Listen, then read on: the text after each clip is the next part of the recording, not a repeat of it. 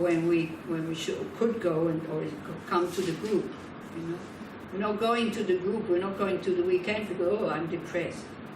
So, but then when we're well, we kind of promenade on the beach that everybody can see how well we are. Have you ever noticed that? We have this wish to go out and to show off when we are well. Yeah, so people can see. Look at me. We're like really bad parents. When the kids are not doing well, you close them in the closet, and when they're well, you go and take them for a walk so that everybody can see how good your kids are. This is what we're doing with ourselves. Yeah. So it's a shame. Also, this kind of, you know, building up resilience, what they call, is like, be honest about how you feel. It's okay. It's okay to show your vulnerability. You become more resilient and you have more courage, because the fear of it, people discovering that you're actually a weak person, is gone because you say it. Can I ask something? Yeah. You talked about the 16 practices. practicing, and I found it similar to the 8 medicines that we are talking in the Four Noble Truth. So it was a mistake. You find it similar to? There is the way of 8... the Eightfold Noble Path? Yeah. Yeah. So... Yeah, it's similar. It's very similar, although in the Eightfold Noble Path is kind of, you also have right livelihood, you have right speech, you have like right action, right understanding, which is kind of missing here. You know, right understanding, and then you have right mindfulness and right concentration, and then the right wisdom. So everything, you will find a lot of things that are similar and they're complementing each other, and so it's not really that different. Here, these are the practices not for liberation, but for a precious human rebirth. You're still in samsara. This is why wisdom is missing. Yeah, the wisdom is not here. You don't need the wisdom of emptiness for a good human rebirth. But even with the good human rebirth, this is your next step then, and you start to see even that is not so satisfactory. Even though it could be much worse, and it's already very good, but still, it also has shortcomings, so it's not enough. Yeah? So, in the process, first you give up negative emotions, then when your life starts to calm down a bit, you give up, first you give up negative actions, then through that your life becomes more calm, maybe not in this life, but definitely in future lives. Then you start to work with your negative emotions, because when your life is very difficult, it's too difficult to work with your negative emotions. And then at the end you give up all views of good and bad, and existing, non-existing, and all this. So in the Buddha, like the Buddha said, my teachings, they're not true, but they lead to truth. But I can't give you that truth. This you have to find yourself. And also, my teachings are like a boat. With the boat, you cross the river. If you want to go to the other shore, meaning out of this cycle, you have to leave the boat behind. You have to leave all the teachings behind. So again, what on earth does that mean? This is what I'm saying. It's like, you need to know which level he's talking from. Yeah. If you look at teachings or commentaries of scholars about emptiness, like Chandrakirti, the key to the middle way, he doesn't have a view how things exist. He only destroys all the view of others, because the moment you have a view, this is how it is, you have dualism. Because then you also need something like, this is not how it is. But still there is conventional truth. There are things that are conventionally true, that are helpful to approach that then truth about emptiness. Okay? I know it's complicated, and there is this Buddhist jargon that you get used to the words, you know, samsara, nirvana, or emptiness, inherent existence, and all this. Okay? Then the preciousness of that existence, too, can you see it? How precious our life is, because we can make all these choices. For some of you, the choices are a bit more limited than for others, but still, I think we're quite free people. Can you See the preciousness of it, that we can actually create these, we can practice these 16 practices for another precious human rebirth, that we need these conditions to be able to practice. Yeah, I think even if we wouldn't have like air conditioners, maybe, I don't know, but maybe some of you would not be able to bear it and would have gone home. Yeah, some are nodding. Yeah. It's only people like me who come from colder countries where we don't have air conditioning. You know, when it's hot, we're quite happy. We're so stupid, you know. Where it's like, okay, it's hot, but oh, how nice. Yeah, because it's usually cold. So also, it's all relative. I'm not used to these machines. Yeah. So then we still adjust when it's hot. Well, it's hot. There's no possibility to switch something on. And then all you can do, you settle into it, and that's it. You knowing that's impermanent, and in the winter it will be cold again. But it's not that we're so realized, okay? We work the other way around. In the winter, when there's no heating, then we suffer. Because we have fantastic heating systems. You turn the knob a little bit, oh, it goes up a few degrees. You kind of close it, it goes down, and when that is missing, then we can't live without heating anymore. Yeah, so for you it's heat, for us Europeans, until now it's the cold, that we are very spoiled in the houses, that we have perfect systems.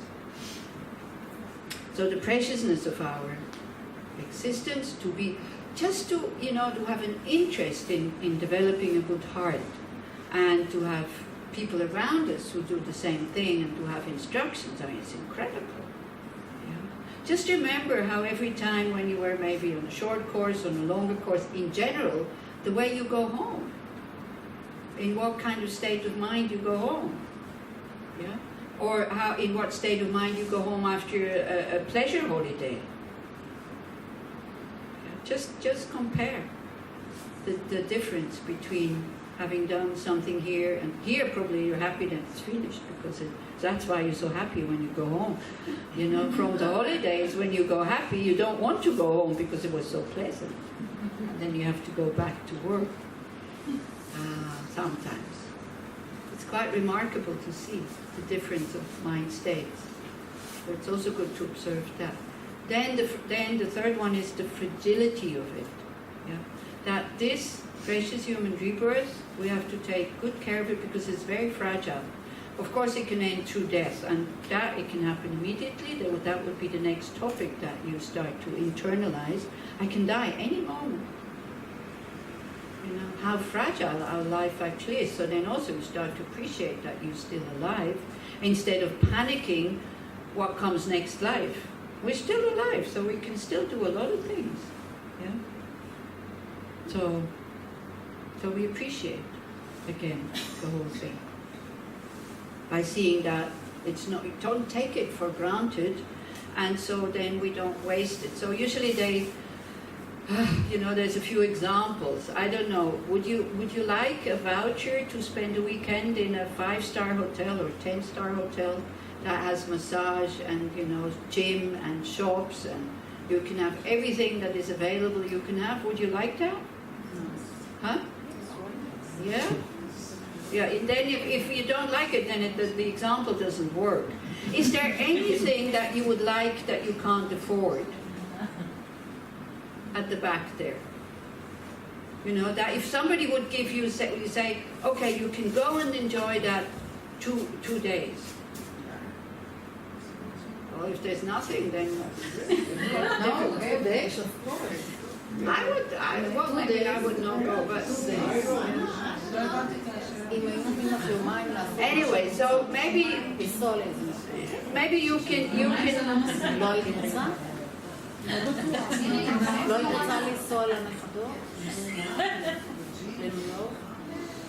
a spa. We are collecting. You're collecting opinions. So we go to New York. Yeah, whatever. New York or to whatever. But you see what I mean. Okay. A dream where you wanted to go. Like I spent a lot of time in Tahiti. It's not just 2 days. Start to negotiate what you offer. Some people Not think 2 it's days, 4 fantastic. days, 6 days. What No, that's it. No, we know it's limited. Okay? Something that we always wanted to do, but we could not afford it. And the days are limited. So can you imagine how you would feel? How would you behave in that hotel? It's Friday. No, it's for you. Thursday evening. You're tired from work. You would go to bed immediately? No way. You would go and see what is available. What can I do here? And then the next 2 days you would maybe shop and you would go swimming and you got this and this. You would take really good advantage of it. Yeah. So, and then when you have to, the 2 days are finished, you go home and you're happy. You know, because you say, oh, I took good advantage of it. There's no regret. Whereas if you're so tired that you sleep for 2 days, you know, you can sleep at home, but we wouldn't dream of it, not to kind of take advantage of that situation, yeah. Or sometimes they use like bandits, bank robbers, or robbers. They have for one night they have a machine to make money. They got the machine to make real money, not fake money. But they know that next day they will find out and then they will come get it away. Can you imagine? Do you think they won't say, okay, we work until midnight and then that's it, we stop? Yeah? So this is it. When you start to see the preciousness and that it's limited, you start to have much more enthusiasm for your spiritual practices. This is it. And this is, sometimes the enthusiasm comes when people get from the doctor the certificate, sorry, you have 2 more months to live. Then all the rest is going, and then they jump into practices. Or, being kind to the loved ones. Or becoming impossible and being full of anger. That depends. Not everybody uses these last months when they know it in a good way. So, this is why the next step goes now with this one. We're not just sitting and saying, wow, I'm so fortunate I have this precious human rebirth. It's important that you start to be happy about it and feel that you're so fortunate. But it's also important to see that it will end so that we're not wasting it. Yeah? Otherwise, as I said, it is like having an unlimited Visa card, I mean, there's nothing wrong with having a lot of money that you don't have any financial problems. Financial problems are no fun. I don't know if anybody has noticed it. It really makes life difficult when you have bills that you can't pay, when you have to worry that you can't pay the fees for school for your kids. Yeah? Really difficult. So having enough money is not sinful or bad or whatever. It's good. It gives you a lot of space. Yeah? Also, it's not the cause for happiness. It just gives you the condition to have an easier life, not necessarily. Yeah? So then the next step is quite important, that we see that, it finishes. Yeah? It won't last, so that we take advantage of it. And then when it's finished, we can go without regret. Say, oh, I practiced whatever I could, or I could have done more, but anyway, at least I did this. Any thought that calms you down, we can always do more. That's okay, but sometimes also it's good, hey, come on, good enough. And we settle for what we have, and we learn this mind of being content. Okay? No. No? Okay, good. So the way I would like to finish this course is, I did that with somebody when we did some other workshop, and I found it very nice. So we divided into 4 or 5, maybe 4, because otherwise it takes too long. First, you let people think about moments when they really were happy and appreciated something, like real happy, happy, okay, whatever it was. Then you go into this group of 4, and so the first one starts to tell the others what made them happy. The second one repeats what the first one said and tells what made them happy. The third one repeats the first, the second, and the third. What it does is that everybody listens. and keeps listening to the end, because you want to know whether that one who repeats it in the right way, and you need to listen to be able to repeat. Yeah? And it's really nice to share, just briefly, not 10 minutes, like 2 minutes. I let you think for 5 minutes, or 2 minutes. It's okay, no, 5 minutes. We try to find a moment where you had this very natural, not so many, or whatever, where you were deeply, deeply happy. You all have moments like this, okay? And then you share it with others, and it's so healing when we start to share these. Even now, I start crying, just remembering the whole thing. When you start to share it, maybe here it won't work. I don't know, but can we try?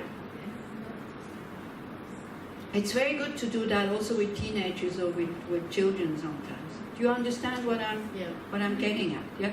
So you get together in groups of 4, and you just find 3 more people, and you get together. First, we sit for a while.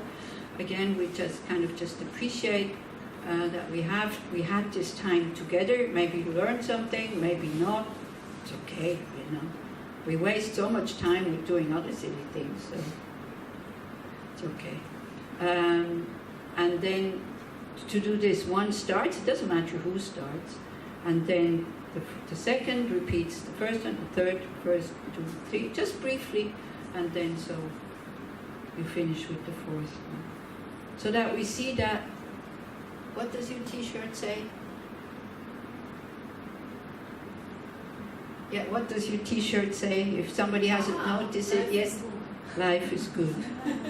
Let's say life can be good, and life is good. We tend to forget, and we tend to get stuck in the difficulties. But there's so many moments that we find this very natural, open heart and deep, deep happiness. So we think about that for a few minutes. Yeah. And when I ring the bell, you just go into groups of 4. If it doesn't fit, then a group of 5 or 3 or whatever.